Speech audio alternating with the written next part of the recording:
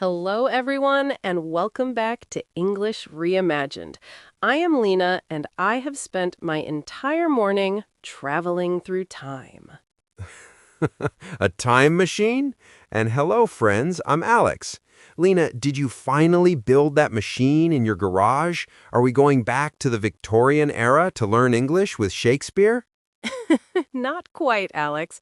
My time machine was actually a big, heavy, dusty box of old family photo albums I found in the attic. I spent 4 hours looking at photos from 40 years ago.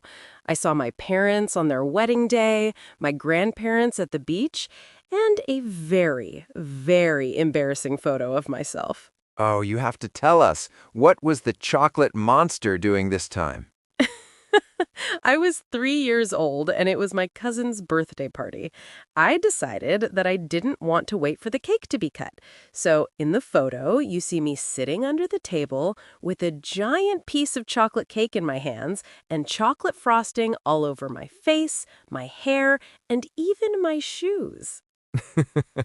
That is a classic. Those are the photos that family members love to keep forever just so they can show them to your boyfriend or girlfriend 10 years later. Exactly.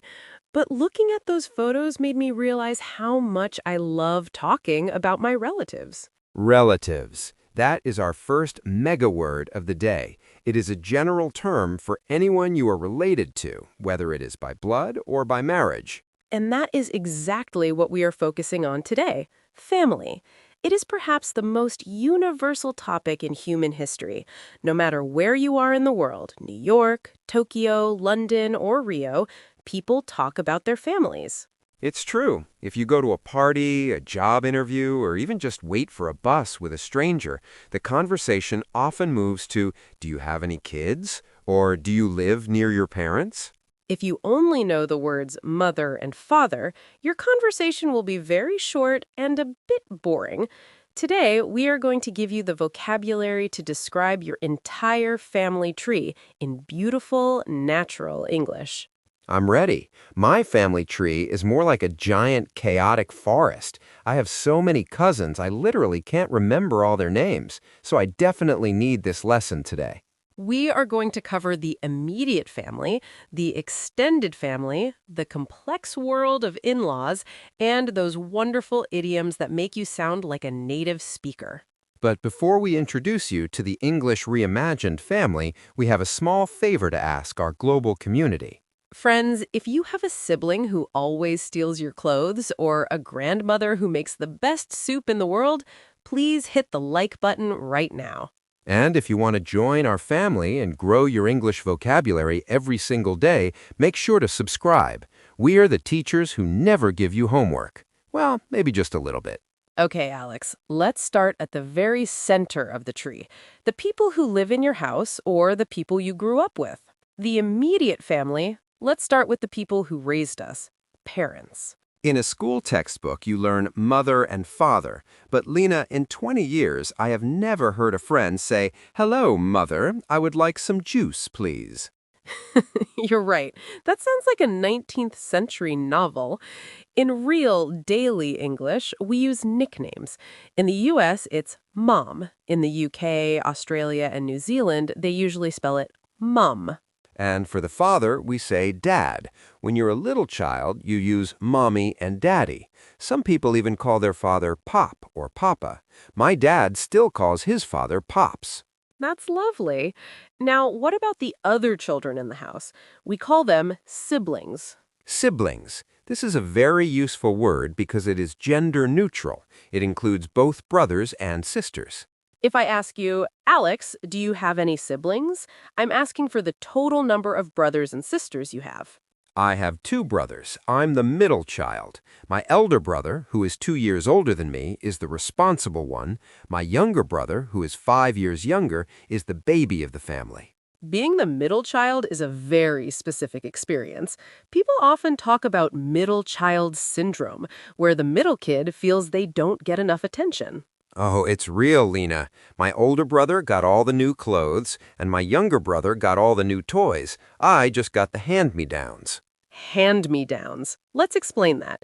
It means clothes or items that were used by the older child and then handed down to the younger one. My whole childhood was spent wearing my brother's old t-shirts that were 3 sizes too big for me.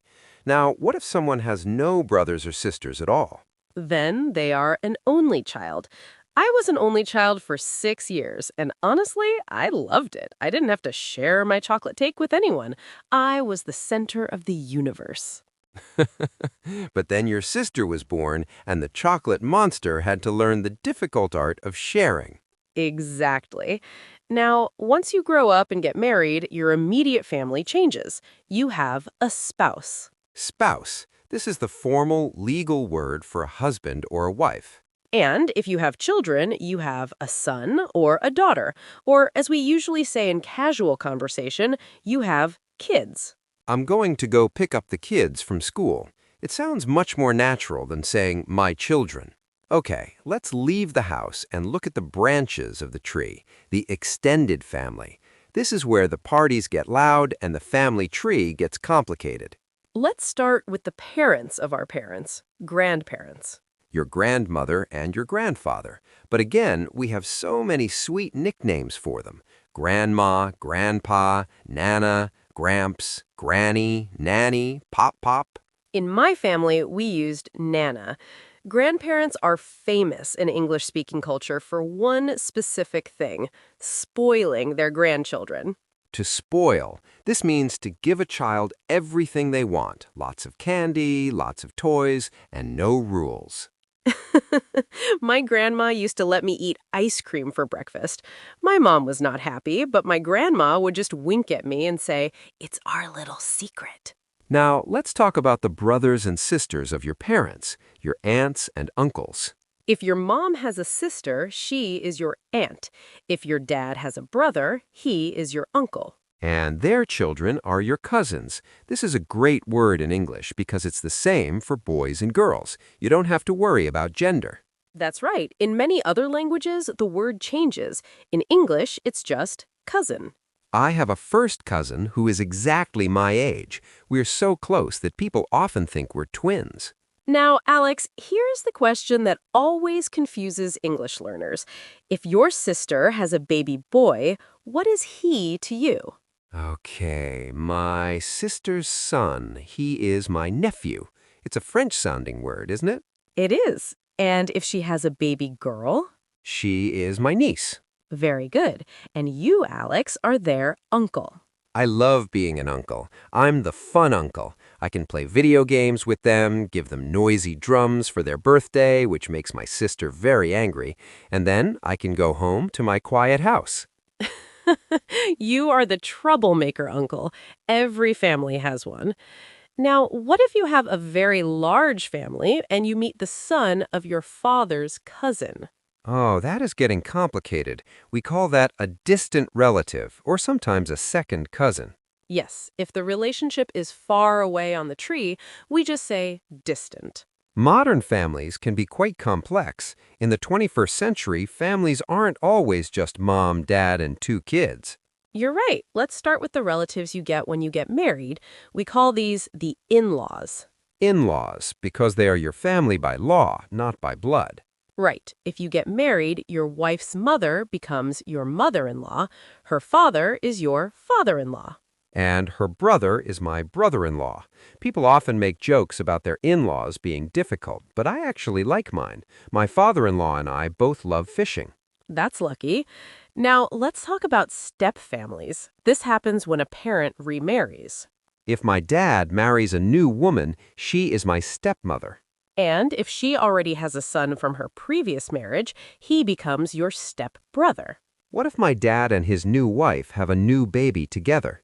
That baby is your half-brother or half-sister. Half-sibling, because you share one parent but not both. My best friend has 2 half-sisters, and they're very close. We also have godparents. Godmother and godfather. These are people chosen by the parents to help look after a child's life, often for religious reasons or just as close family friends. I have a godson. He isn't my blood relative, but I treat him like he's my own nephew. I never forget his birthday. We should also mention adoption. To adopt. This is when a family legally brings a child into their home and treat them as their own son or daughter. We call them adoptive parents. And a foster family is a family that provides a temporary home for children who need a safe place to stay. Family is really about love, not just DNA. Now that we have all the names, how do we describe these people? Well, we can talk about how we look. People tell me I am the spitting image of my father. Spitting image. That is a strange sounding idiom. It is. It means you look exactly like him. You are a copy of him. What if a whole family has the same talent? For example, everyone in the family is a great cook. Then we say it runs in the family. My brother is a great runner, and my dad was an athlete. I guess speed runs in the family. Exactly. And if a son acts just like his father, we have the classic saying, like father, like son.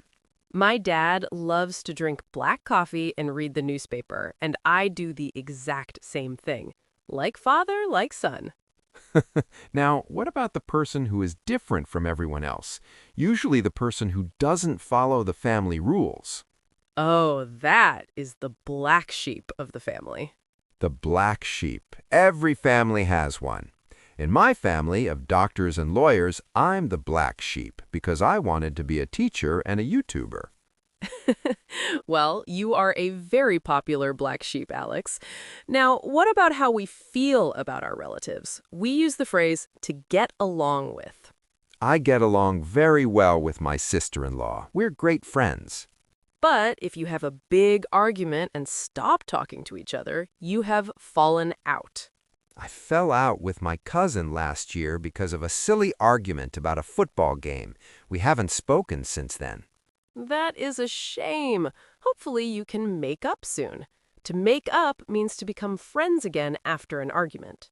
We should also mention blood is thicker than water. This is a very old idiom. It means that family relationships are more important and stronger than any other relationships. Even if you fight with your brother, he's still your brother. Wow, Lena, we have met everyone from the baby nephew to the pops of the family. Let's do a quick recap. 1. Relatives, the general word for everyone in the family. 2. Siblings, your brothers and sisters. 3. Only child, someone with no siblings. 4. Spouse, your husband or wife. 5. Nephew or niece, the children of your siblings. 6. In-laws, relatives by marriage. 7. Spitting image, to look exactly like a relative. Okay, let's do a quick role play. I'm at a family party and I'm introducing you to my relatives. Okay. Lena, I'd like you to meet my elder brother, Mark. Mark, this is Lena. Nice to meet you, Mark. Alex told me you are the responsible one. And over there is my Aunt Susan. She's the one wearing the bright hat. And the little boy running around is my nephew, Leo. Leo is adorable. He looks just like you, Alex. He's the spitting image of his uncle. Oh no, I hope he doesn't tell bad jokes like I do. Well, Alex, I think we have successfully climbed the entire family tree today. I'm exhausted. I'm going to go call my mom now and tell her she is famous on YouTube. She will be very proud. Now, we have a question for all of you. How many people are in your immediate family, and who is the fun relative in your family? Tell us your stories in the comments. We love reading about your lives from all over the world. Please write your answer in English. It's the best way to make these words part of your English family. Thank you for watching English Reimagined. If you liked this episode, please hit the like button and subscribe. See you in the next episode. Bye-bye. Goodbye.